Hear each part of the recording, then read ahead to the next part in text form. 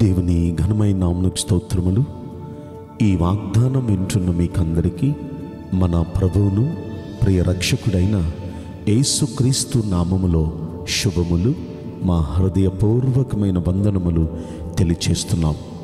ఈరోజు దేవుని వాగ్దానం యోబు గ్రంథం 22వ అధ్యాయము 28వ వచనం. నీ మార్గముల మీద వెలుగు ప్రకాశించును. ఈ వాగ్దానం వింటున్న మనందరి వినికిడిలో మంచి దేవుడు నెరవేర్చునుగాక. ఆమేన్. మనం వెళుతున్న మార్గాలలో ఆయన వెలుగు ప్రకాశిస్తే మనం వెళ్ళు ప్రతి స్థలములో గొప్ప విజయం మనం పొందుతూ ఉంటాం. మన మార్గాల మీద దేవుని వెలుగు ప్రకాశిస్తే మనం వెళ్ళే ప్రయాణాల్లో ఏ విధమైన అపాయం లేకుండా క్షేమంగా వెళ్ళి క్షేమంగా మనం వస్తాం. మన మార్గాలలో దేవుని వెలుగు ప్రకాశిస్తే ఏ ప్రయత్నం మీద వెళ్ళినా సరే, ఏ పని మీద వెళ్ళినా సరే ఆనందంగా వెళతాం, ఆనందంగానే తిరిగి వస్తాం. ఎందుకంటే మన మార్గాల్లో దేవుని వెలుగు ప్రకాశిస్తే అపవాది మన దరిదాపుల్లోకి వచ్చే ఛాన్సెస్ ఉండవు. అపవాది ఎక్కడుంటాడో అక్కడ వ్యాధులు ఉంటాయి, అక్కడ ఏడుపు ఉంటుంది, అక్కడ కష్టాలు ఉంటాయి. అయితే దేవుని వెలుగు ఎక్కడ ఉంటుందో అక్కడ ఆనందం, అక్కడ ఆశీర్వాదం, అక్కడ విజయం ఉంటుంది. కనుక దేవుని వెలుగు మన మార్గాల మీద ప్రకాశించబోతుంది. ఆ దేవుని వెలుగు మన మార్గాల మీద ప్రకాశించాలంటే మనం ఏం చేయాలి? అంతకు ముందు వచనాలకు మనకు వెళితే మనకు అర్థమవుతుంది. 22వ అధ్యాయంలో యోబు గ్రంథం 23వ వచనం మనం పరిశీలిస్తే అక్కడ అంటాడు, సర్వశక్తుని వైపు నీవు తిరిగిన ఎడల. అంటే మనం లోకం వైపు, మనుషుల వైపు, దేని వైపు మనం తిరుగుతూ వాటి వైపు మనం చూస్తూ ఆశ పెట్టుకుని ఉన్న మనం పూర్తిగా దేవుని వైపుకు మనం తిరిగితే, సర్వశక్తుని వైపు మనం తిరిగితే, మన దేవుడు సర్వశక్తులు ఉన్న దేవుడు. ఆయన అసాధ్యమంటూ ఏది లేనివాడు. కనుక సర్వశక్తులు ఉన్న దేవుని వైపు మనస్ఫూర్తిగా మనం తిరిగితే అప్పుడు ఖచ్చితంగా మన మార్గాల మీద వెలుగు ప్రకాశిస్తుంది. రెండవది, అలా తిరిగిన మనం చేయాల్సిన పని ఏంటి? రెండవ మాట అదే 23వ వచనంలో 2వ లైన్లో చూడండి. నీ గుడారములో నుండి దుర్మార్గమును దూరముగా తొలగించిన ఎడల.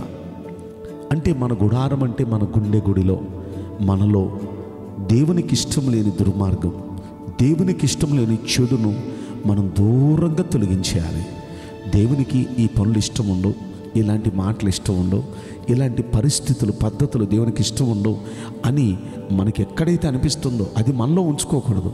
దూరంగా వాటిని తొలగించేసుకుంటే ఇక మూడవది మనం ఏం చేయాలంటే 21వ వచనంలో అంటున్నాడు చూడండి, ఆయనతో సహవాసము చేసిన ఎడల. ఆయనతో సహవాసం ఎప్పుడు కుదురుతుంది? ప్రార్థనలో ఆయనతో మనకు సహవాసం కుదురుతుంది. మనం ప్రార్థనలో ఆయనతో గడిపితే, ఆయనతో మనం సహవాసం చేసినట్లుగా ప్రార్థనలో ఆయనతో మనం గడిపితే, ఇక నాలుగవది ఆయన నోటి ఉపదేశమును అవలంబించిన ఎడల.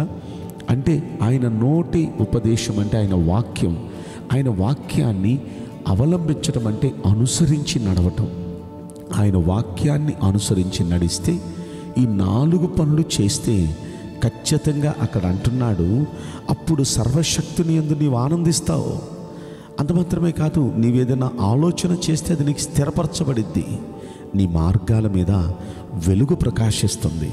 ఎక్కడికి వెళితే అక్కడ దేవుని వెలుగు నీ మీద, నీ మార్గాల మీద ప్రకాశిస్తుంది. కనుక విజయంతో మళ్ళీ తిరిగి వస్తావు, ఆనందంగా క్షేమంగా ఉంటాం, సంతోషంగా ఉంటాం. కనుక దేవుని వెలుగు ప్రకాశించాలంటే 4 పనులు మనం చేయాలి. మొదటి పని ఆయన వైపుకు తిరగాలి. రెండవ పని ఆయనకి ఇష్టం లేని ఏవి లోనున్నా వాటన్నిటినీ బయటకు పారద్రోలేయాలి. మూడవ పని ఆయనతో సహవాసం చేయాలి. అంటే ప్రార్థనలో ఆయనతో గడపాలి. కాసేపైనా ప్రతిరోజు ఉదయం రాత్రి ప్రార్థనలో ఆయనతో సహవాసం చేయాలి. ఇక నాలుగోది ఆయన వాక్యాల్ని అనుసరించి మనం నడవాలి. ఈ 4 పనులు చేస్తే ఖచ్చితంగా మన ఆలోచనలు దేవుడు నెరవేరుస్తాడు. మన మార్గాల మీద ఆయన వెలుగు ప్రకాశింపజేస్తాడు. వింటున్న ప్రియ దేవుని బిడ్డలారా, మీ ఆలోచన యావత్తు సఫలమగునుగాక. మీ మార్గాల మీద మీరు వెళుతూ ఉండగా మీరు ప్రతి దినము మీ ప్రయత్నాలలో ఆయన వెలుగు మీ మీద ప్రకాశించునుగాక. విజయం మిమ్మల్ని వరించునుగాక. నేను మీకోసం ప్రార్థన చేయబోతున్నాను. పరిశుద్ధుడా, ప్రేమగల యేసురాజా, మీ పరిశుద్ధ బంగారు పవిత్రమైన నామమునకు నిండు మనసుతో కోట్ల కొలదిగా స్తుతులు, స్తోత్రములు, వందనాలు చెల్లిస్తున్నాం. ఈ వాగ్దానం వింటున్న ప్రియుల జీవితంలో దయచేసి ఈ వాగ్దానం నెరవేర్చి కృప చూపించండి. దయచేసి ప్రభువా, వారి మార్గాల మీద నీ వెలుగును ప్రకాశింపచేసి వారికి గొప్ప విజయాన్ని ప్రసాదించమని ఈ కొద్ది మనవులు నజరుడైన యేసుక్రీస్తు ప్రశస్తమైన నామములో మిక్కిలి వినయముతో ప్రార్థించి బ్రతిమలాడి వేడుకుంటున్నాం ప్రియ పరలోకపు తండ్రి. Amen. May God bless you all. Thank you.